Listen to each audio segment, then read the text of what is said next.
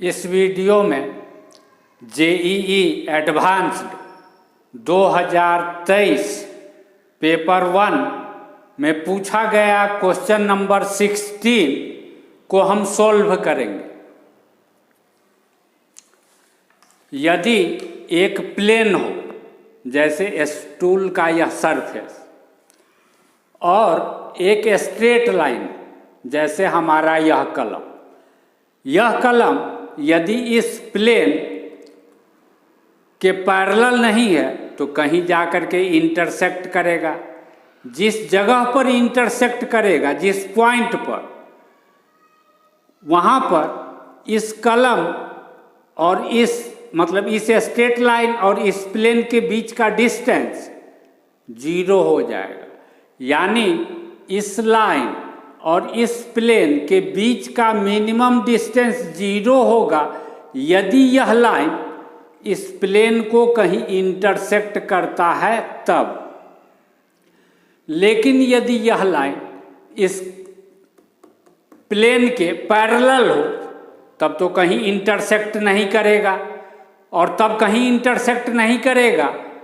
वैसे ही स्थिति में इस लाइन और इस प्लेन के बीच का मिनिमम डिस्टेंस इसके किसी भी पॉइंट से इस प्लेन पर खींचे गए परपेंडिकुलर डिस्टेंस के बराबर होगा।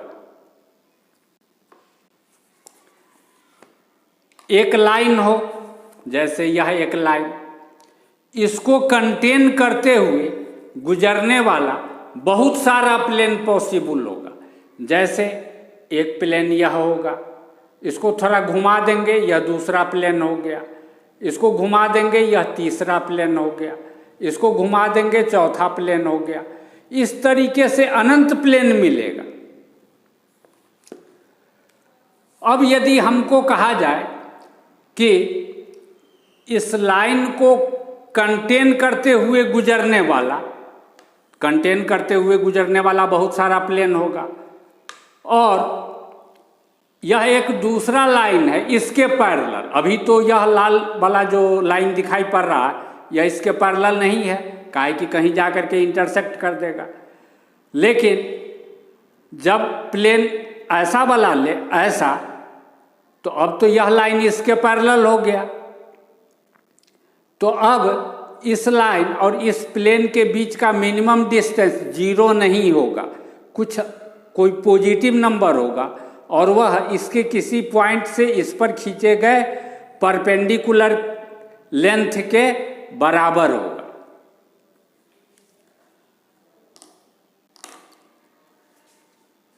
ऐसा ही सिचुएशन हम यहाँ खींचे हुए हैं। यह जो लाइन है, इस लाइन को कंटेन करते हुए गुजरने वाला बहुत सारा प्लेन पॉसिबल है। लेकिन ऐसा प्लेन जो इस लाइन के भी पैरेलल हो, वैसा प्लेन सिर्फ एक होगा।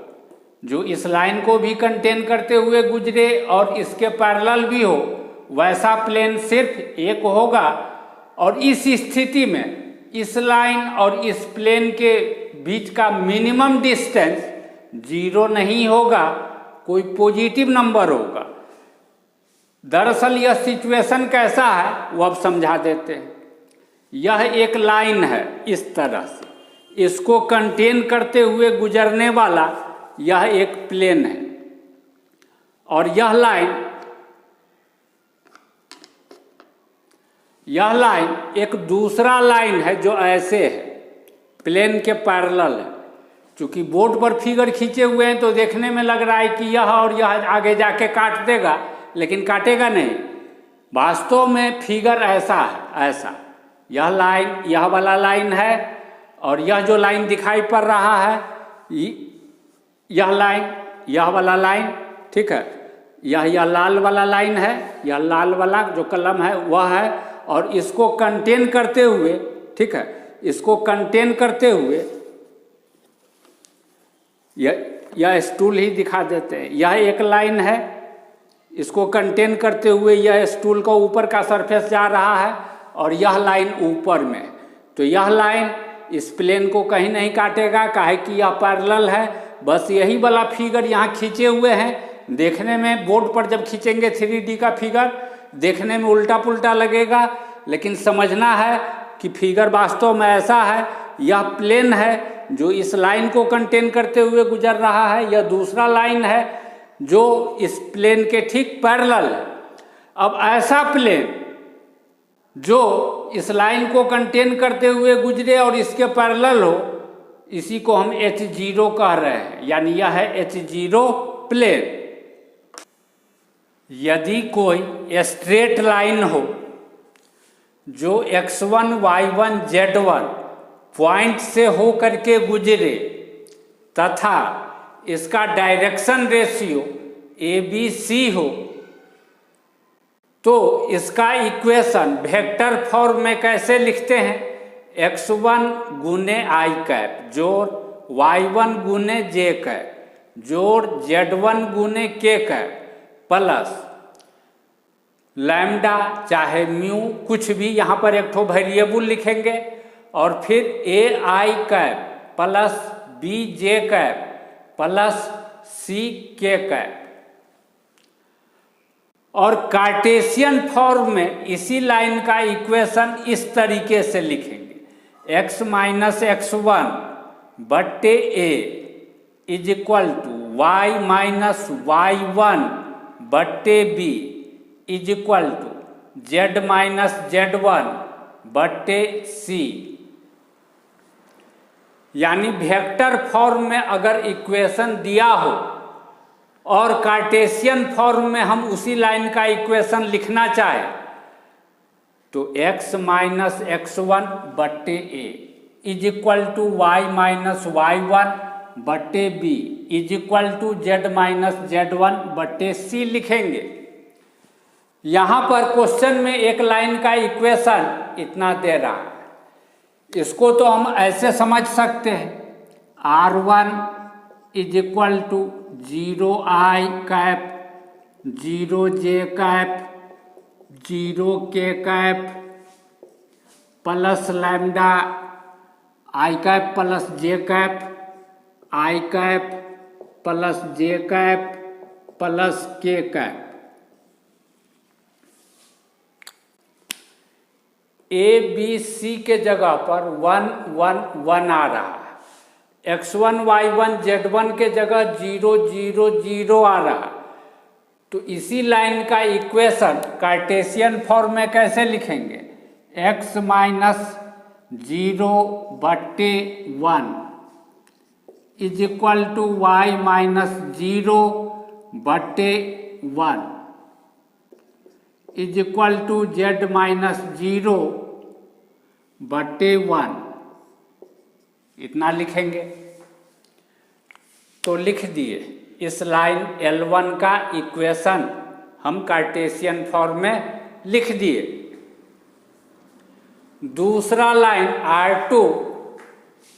R2 वेक्टर फॉर्म में इतना दे रहा, इस लाइन को तो हम ऐसे समझ सकते हैं, that is equal to 0i cap plus 1 गुने j कैप प्लस माइनस 1 गुने k कैप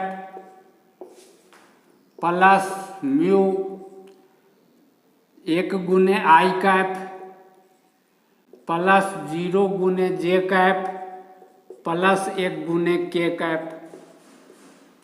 तो इस लाइन का इक्वेशन क्या लिखेंगे? x माइनस 0 बट्टे 1 is equal to y minus 1 बट्टे 0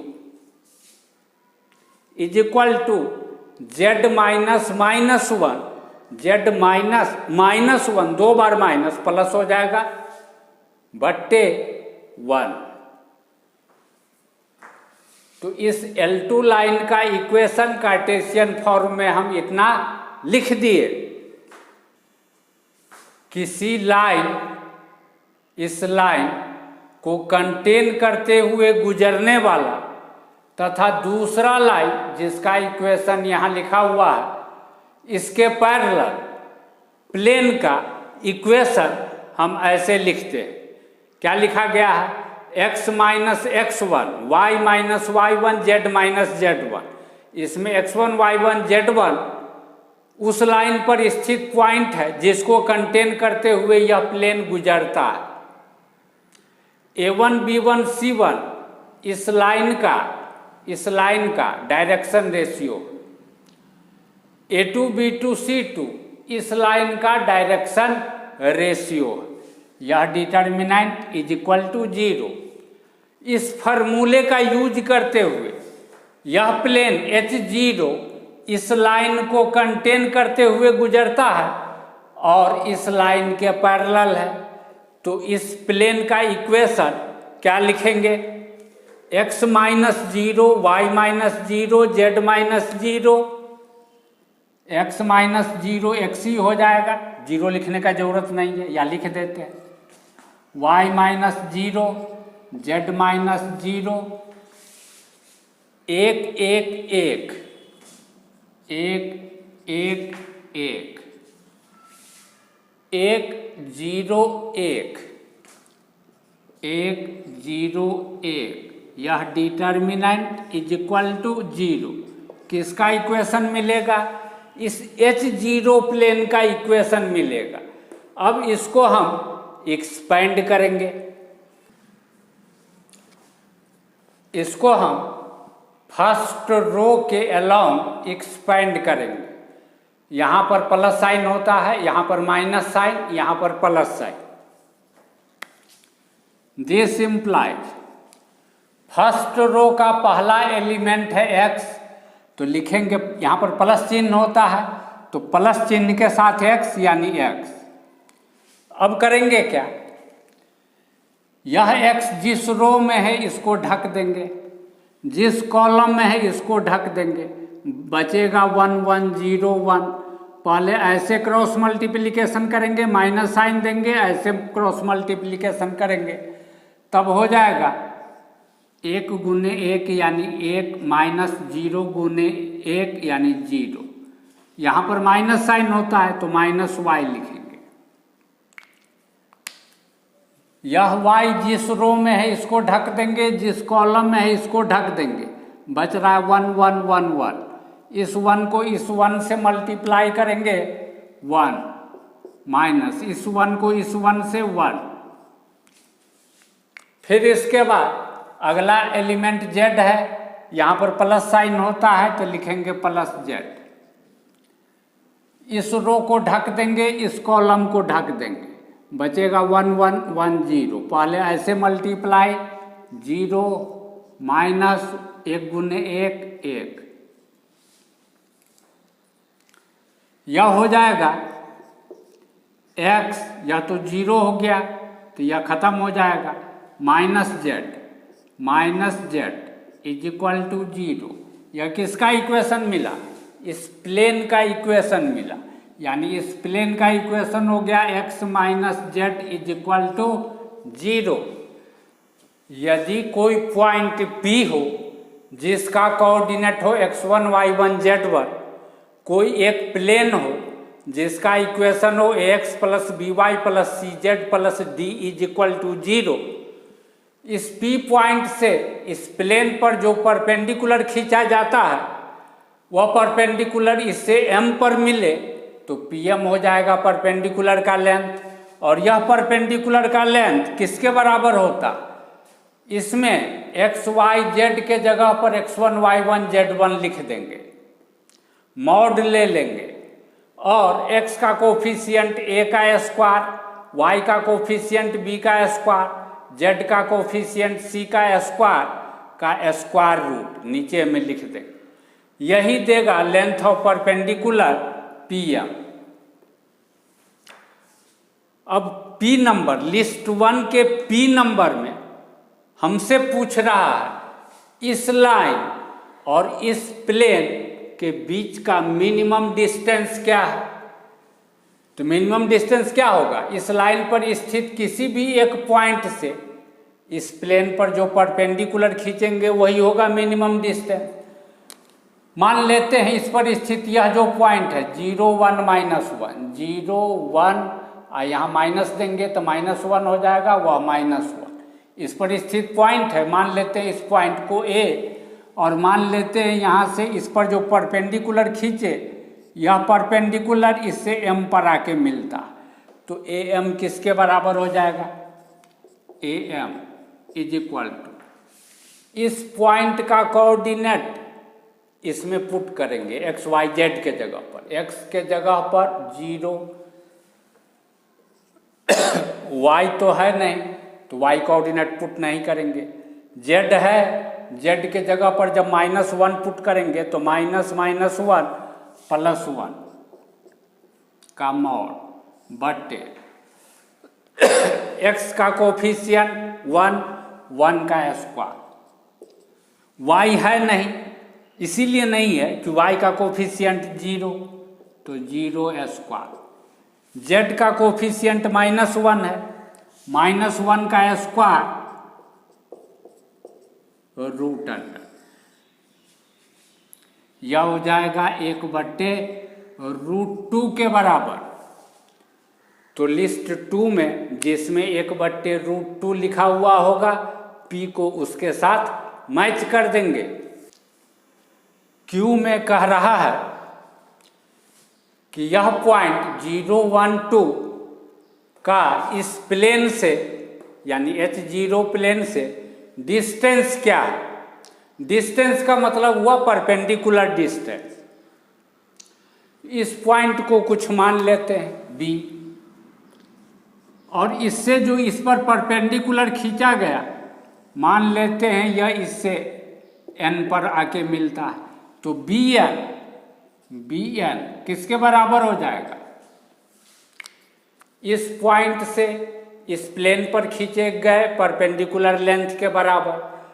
इस प्लेन का इक्वेशन पता है, इसका कोऑर्डिनेट इसमें रखेंगे, x के जगह पर x कोऑर्डिनेट 0 माइनस y तो है नहीं कि y कोऑर्डिनेट रखें, या y तो है नहीं, z है तो -2 का मॉड बाय x के कोफिशिएंट का स्क्वायर यानी 1, y के कोफिशिएंट का स्क्वायर 0 का स्क्वायर, उसको लिखने का जरूरत नहीं है, z का कोफिशिएंट -1 उसका स्क्वायर +1 हो जाएगा, -1 का square +1 2/√2 that is equal to √2। तो Q को किसके साथ मैच करेंगे? √2 जिसमें लिखा हुआ होगा लिस्ट 2 में उसके साथ।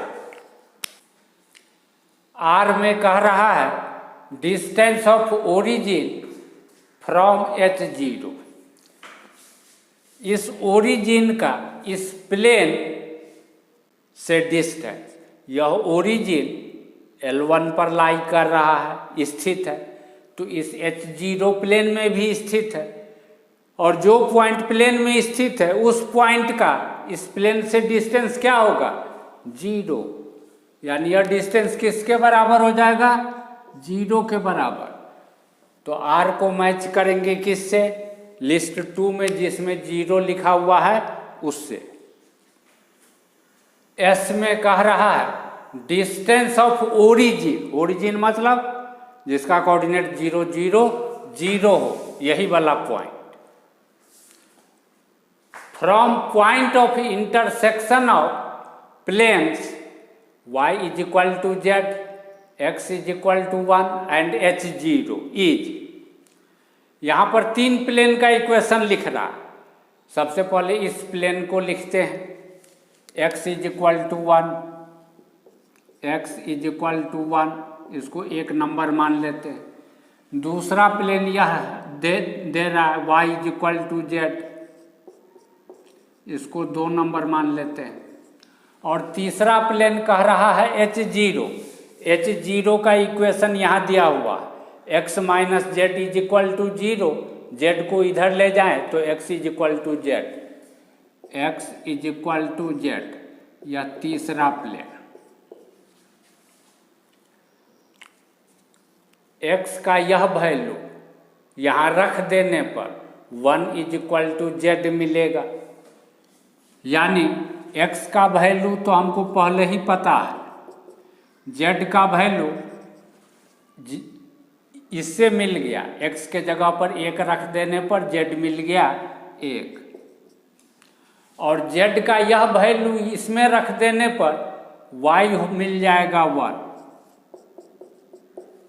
x y z मिल गया, यानी तीनों प्लेन का पॉइंट ऑफ इंटरसेक्शन मिल गया 1 1 1। यह पॉइंट मान लेते हैं कहीं है, मान लेते हैं यह 1 1 पॉइंट कहीं है 1 1 1, और मान लेते हैं इसको कुछ भी, ठीक है, P कहीं माने नहीं ना है, नहीं माने, मान लेते हैं इसको P। इस ओरिजिन और इस पॉइंट P को जो मिलाएंगे यही होगा दोनों पॉइंट के बीच का डिस्टेंस। तो यह PO किसके बराबर हो जाएगा? डिस्टेंस फार्मूला यूज करेंगे, 1 माइनस 0 का स्क्वायर, 1 माइनस 0 का स्क्वायर जोड़ 1 माइनस 0 का स्क्वायर जोड़ फिर 1 माइनस 0 का स्क्वायर, 1 माइनस 0 का स्क्वायर, इसका रूट ले लेते हैं, यही देता है डिस्टेंस दो पॉइंट के बीच का, दैट इज इक्वल टू मिलेगा √3। तो s को किससे मैच करेंगे? लिस्ट 2 में जिसमें √3 लिखा हुआ होगा उससे। अब क्वेश्चन भी जरा पढ़ के देख लो।